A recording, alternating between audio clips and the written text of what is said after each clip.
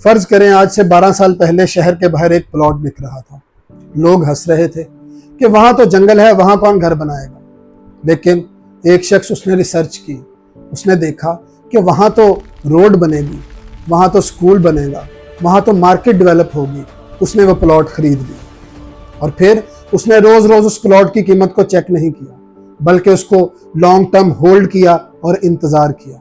और फिर कुछ साल गुजरे और साल गुजरने के साथ साथ वहाँ पे रोड्स बने, नया स्कूल बना और मार्केट डेवलप हुई और उसके प्लॉट की कीमत दुगनी से चुगनी हो गई। बिल्कुल इसी तरह लोग बिटकॉइन और बहुत से दूसरे स्ट्रॉन्ग प्रोजेक्ट्स पर रिसर्च करते हैं, फिर उनको बाय करते हैं और फिर उनको अपने पास होल्ड करते हैं, और जब उनकी कीमत दुगने से चुगनी हो जाती है तो उनको सेल कर देते हैं। इसको कहते हैं लॉन्ग टर्म इन्वेस्टमेंट।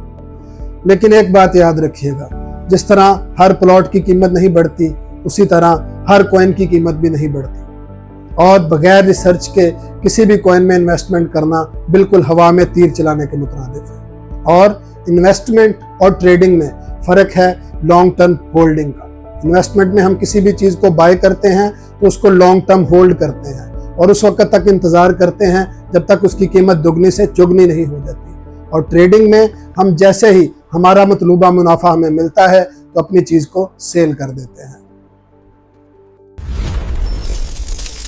तो चले आए, अब चलते हैं स्टेकिंग की तरफ। फर्ज करें आपके पास एक घर है और आप उसको किराए पे दे देते हैं और उसके बदले में आपको रेगुलर मंथली इनकम आना शुरू हो जाती है।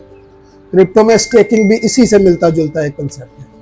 बहुत से ब्लॉकचेन नेटवर्क्स आपको ऑप्शन देते हैं कि आप अपने कॉइन्स उनके पास लॉक रखें और उसके बदले में आपको रिवार्ड्स मिलते हैं। इन कॉइन्स को वो नेटवर्क्स अपने सिस्टम को सिक्योर बनाने और अपनी ट्रांजैक्शन को वेरीफाई करने के लिए यूज़ करते हैं। लेकिन एक बात याद रखिएगा कि कॉइन्स को स्टेक करने में और बैंक के फिक्स अकाउंट में बहुत फ़र्क होता है। कॉइन्स को स्टेक करने से पहले आपको रिस्क मैनेजमेंट को समझना और उस पर अमल करना बहुत ज़रूरी है। इसलिए पहले रिस्क को समझें और फिर कॉइन्स को स्टेक करें।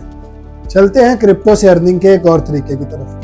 क्रिप्टो में बाय और सेल करने का एक आसान तरीका है P2P ट्रेडिंग। फर्ज करें आपका एक दोस्त अली, जिसके पास डॉलर्स मौजूद हैं और वो डॉलर्स को बेचना चाहता है।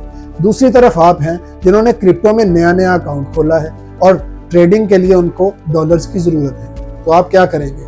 आप अपने अकाउंट से पैसे अली को ट्रांसफ़र करेंगे और अली उसके बदले में आपको डॉलर्स ट्रांसफ़र कर देगा। जी हाँ, और इस बीच में एक्सचेंज एक ट्रस्टेड अमानतदार के तौर पे काम करेगी। इस सारे तरीकों को कहते हैं P2P ट्रेडिंग।